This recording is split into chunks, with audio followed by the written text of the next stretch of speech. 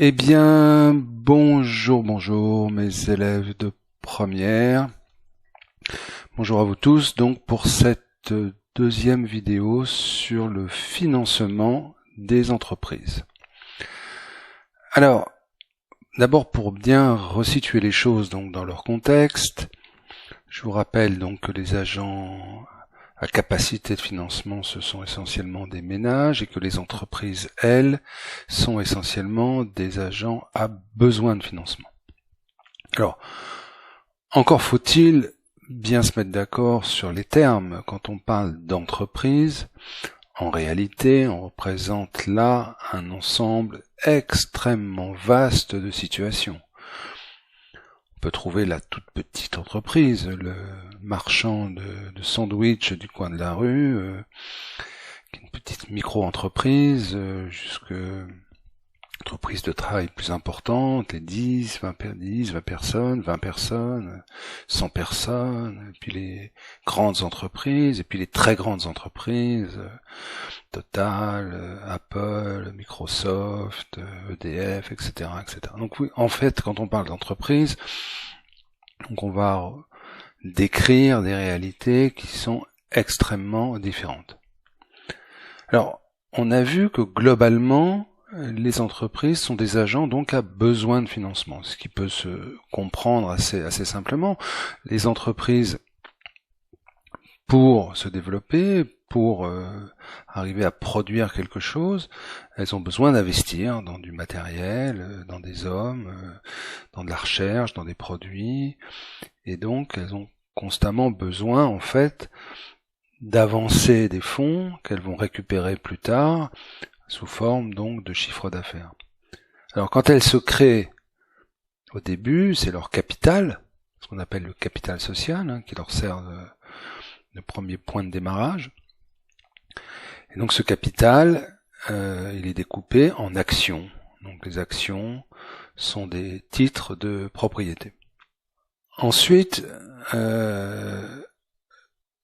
les entreprises, quand elles cherchent du financement, on a vu dans un premier temps que leur premier réflexe, surtout pour les petites entreprises, c'est d'aller voir leur banque. Et leur banque va leur accorder donc des crédits, donc ce qu'on appelle le financement externe, indirect ou encore intermédiaire, puisque donc la banque fait office donc d'intermédiaire entre donc des entreprises qui ont un besoin de financement d'un côté et des agents à financement, capacité de financement de l'autre. Et donc la banque fait ce pont. Dans le cas particulier donc des entreprises, elles ont une autre possibilité, et c'est sur cette autre possibilité que va porter donc cette vidéo, ce qu'on appelle donc le financement externe direct, c'est-à-dire le financement par émission de titres. Alors, qu'est-ce que ça veut dire ? Ça veut dire qu'elles vont essayer de trouver ces fonds sans passer par un intermédiaire. Donc elles vont aller voir directement le marché, ce qu'on appelle donc le marché financier. Alors, sur le marché financier, elles peuvent procéder de deux manières. En fait, elles ont deux options pour essayer de lever des fonds. La première option, c'est ce qu'on va appeler l'émission de titres. Donc, les entreprises à besoin de financement vont émettre des titres. Alors, ce qu'on appelle des titres, c'est un mot un peu bizarre peut-être pour vous. En fait, des titres, donc ça va être soit des actions, on va voir, soit des obligations. Et donc en fait, c'est ce qu'on appelle des titres, en fait c'est du papier, c'est de la monnaie, c'est du papier. Voilà, c'est qui figure dans des comptes. Et donc, en échange de ces titres, les agents à capacité de financement vont donner de l'argent aux entreprises. D'accord ? Donc on va avoir d'un côté l'entreprise qui cherche, qui va donner des titres, papier, et en échange de ce papier, elle va recevoir de l'argent. Alors, il y a deux grandes familles de titres que l'on va évoquer maintenant. La première, ça va être ce qu'on appelle les actions. Donc les actions, ce sont des titres de propriété.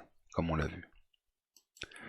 Et donc, hop, en échange de ces actions, elles vont donc recevoir de l'argent, mais les gens qui ont prêté cet argent, eux, vont recevoir donc des actions, ça veut dire qu'ils vont devenir actionnaires, c'est-à-dire qu'ils vont devenir propriétaires d'une partie de l'entreprise.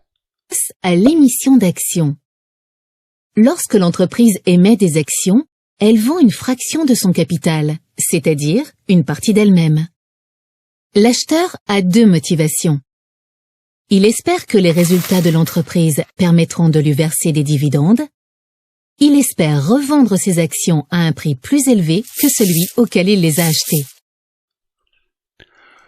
La deuxième solution, c'est d'émettre ce qu'on appelle des obligations. Alors, c'est toujours du papier, hein, c'est toujours des titres, mais ce ne sont plus des titres de propriété, ce sont ce qu'on appelle des titres de créance, c'est-à-dire quelque chose qui va enregistrer en fait une dette. Et donc, en échange de ce titre de créance, ceux qui vont donc apporter l'argent vont devenir donc des créanciers de l'entreprise, c'est-à-dire que l'entreprise leur doit donc de l'argent. Alors, je pourrais faire plusieurs remarques à ce stade. La première remarque, c'est que toutes les entreprises n'ont pas accès au marché financier. C'est-à-dire que notre petit marchand de sandwich ne va pas aller se financer sur les marchés financiers. D'accord ? Même la plupart d'ailleurs des PME ne vont pas avoir accès à ce marché. D'accord ? C'est un marché réservé plutôt aux grandes entreprises. Alors la limite n'est pas clairement établie, mais retenez quand même que c'est plutôt quelque chose qui est réservé aux grandes entreprises. Ensuite, la question que vous ne manquerez pas de me poser, pourquoi finalement préférer des actions ou des obligations? C'est-à-dire pourquoi préférer d'un côté des titres de propriété ou des titres de créance? Comment est-ce que celui qui a besoin d'argent va arbitrer entre ces deux options? Alors, il y a différents critères. Si j'essaye d'en faire un bref résumé, quand on émet des actions, on n'a pas de dette, d'accord, puisqu'on donne, enfin on vend, plus exactement, une partie de l'entreprise. Donc c'est un avantage, puisque donc pas de dette, pas d'intérêt, d'accord, il n'y a rien à rembourser. Par contre, l'inconvénient, c'est que comme on a donné une partie du capital, on a donné une partie de sa maison, on n'est plus totalement chez soi, le capital, on dit, est dilué, c'est-à-dire que ceux qui ont acheté les actions sont devenus donc des actionnaires, et donc, en tant qu'actionnaires, ils ont évidemment des droits. Ils ont deux droits principaux. D'abord, ils ont le droit d'assister aux assemblées générales, donc ils ont le droit de vote. Et puis, ils vont recevoir une partie des dividendes. Hein, si l'entreprise fait des bénéfices, les actionnaires ont le droit donc à une partie de ces dividendes. Si on considère la solution des obligations, c'est un peu le contraire, c'est-à-dire que on se met à avoir des dettes. Donc des dettes, ça veut dire qu'il faut les rembourser, donc on va avoir des échéances, ça va être possiblement contraignant, mais on reste chez soi, le capital est intact, on reste propriétaire de son entreprise. D'accord ? Donc, entre les deux, il faut choisir la solution qui apparaît le meilleur quand on recherche des fonds. Alors, on distingue sur le marché, deux marchés en réalité. Le marché de la création de ces titres, il s'appelle le marché primaire. C'est en quelque sorte la naissance des titres. On crée les titres ex nihilo, à partir de rien, et à partir de ce moment-là, c'est sur ce marché primaire que donc les nouveaux titres, que ce soit des obligations ou des actions, vont apparaître. Donc il s'agit possiblement d'introduction en bourse pour une société qui ne serait pas cotée en bourse, d'une augmentation de capital, c'est ce qu'on a vu dans le cas de Voodoo, ou ce qu'on appelle donc d'emprunt obligataire, c'est-à-dire d'obligation.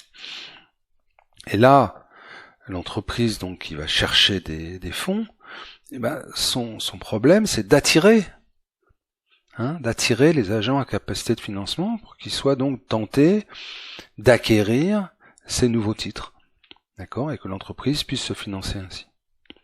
Une fois que les titres sont créés, on passe sur ce qu'on appelle le marché secondaire, qui est le marché sur lequel vont être échangés les titres qui existent déjà. D'accord ? Ces titres, ce papier, il a une valeur. Et donc, vous vous rappelez, on avait vu en seconde la bourse, et on avait joué un peu en bourse d'ailleurs. Et donc c'est sur ce marché où vont être échangés les titres, et donc leur valeur va dépendre en fait de l'offre et de la demande sur ces titres, qui va dépendre donc de la confiance que le marché a envers ces entreprises, de façon à ce que les porteurs de ces titres puissent à tout moment les vendre, et donc s'ils ont besoin d'argent, retrouver de la liquidité, c'est-à-dire retrouver de l'argent. Et donc le prix là, le prix de ces titres se fixe selon la loi de l'offre et de la demande. La bourse est un marché qui réunit des agents qui ont des besoins de financement, les entreprises, et des agents à capacité de financement, les investisseurs, qui peuvent être des épargnants individuels, des banques ou des sociétés d'investissement par exemple. Les titres échangés en bourse sont les actions. Les actions représentent une fraction du capital de l'entreprise. Lorsqu'un investisseur croit dans la capacité d'une entreprise à gagner de l'argent, il va acheter ses actions pour bénéficier de dividendes, dont le montant dépendra des bénéfices réalisés. On distingue deux marchés. Le marché où les titres sont proposés pour la première fois. On parle du marché primaire. Ces titres sont vendus à un certain prix de vente, le prix d'émission. Et le marché où les titres s'échangent ensuite entre les investisseurs. On parle du marché secondaire. Le prix de ces titres dépend alors de la confrontation entre l'offre et la demande. Il s'agit de la bourse au sens strict. La bourse est aussi un marché réglementé. Les entreprises émettrices doivent respecter une obligation de publication d'informations. Les investisseurs doivent en effet pouvoir prendre des décisions en toute transparence. En France, c'est l'autorité des marchés financiers qui est chargée de contrôler son bon fonctionnement. Pour les entreprises, se financer par le biais de la bourse est un moyen alternatif au crédit bancaire. Il permet de lever davantage de fonds et de diversifier les sources de financement en réunissant de nombreux investisseurs. Pour les investisseurs, c'est un moyen de financer des entreprises avec la possibilité de récupérer ces fonds à tout moment. On dit que les titres sont liquides. La bourse joue donc un rôle primordial dans notre économie, car les entreprises y trouvent une partie des capitaux nécessaires à leur expansion. Alors, comme d'habitude, je voudrais vous proposer deux petits travaux. Donc le premier se trouve donc page 83 de votre livre, dans l'activité 4, qui s'intitule donc choisir un mode de financement pour développer son entreprise. Donc là, en quelque sorte, on vous met dans la peau du chef d'entreprise, et on vous dit que donc il y a une entreprise innovante, donc qui veut développer son activité, il lui faut trouver de nouveaux financements et elle envisage toutes les possibilités. Alors son activité économique actuelle lui a permis d'avoir un EBE, on en a déjà parlé, un excédent brut d'exploitation, qui peut être utilisé pour une partie de ses nouveaux besoins, mais ça va pas suffire. Donc on a plusieurs options donc qui vont s'offrir. La banque serait disposée à lui accorder un prêt contre un taux d'intérêt, donc ça on en a vu aussi. Puis il y a les groupes d'investisseurs locaux, les GBA, les gentils business angels. Alors vous avez à côté une explication du terme business angel. Ce sont des investisseurs providentiels, donc qui sont prêts à investir une part de leur fonds, de leur patrimoine dans une jeune société, quand ils estiment donc qu'il y a un fort potentiel. D'accord ? Alors le business angel, non seulement il investit en action, mais en général, il aide. C'est pour ça qu'on l'appelle angel, c'est-à-dire qu'il ouvre en général ses relations, son carnet d'adresse, ses conseils, etc. Donc ils se réunissent une fois par mois dans la métropole locale pour examiner les demandes de financement qui pourraient éventuellement lui être adressées. Les dirigeants donc de l'entreprise envisagent aussi la possibilité d'une introduction en bourse, alors, bourse régionale, sous la forme d'actions. Il y a BPI France, on en a déjà parlé, un organisme public accorde des prêts à des conditions avantageuses pour financer l'accroissement des capacités d'entreprise.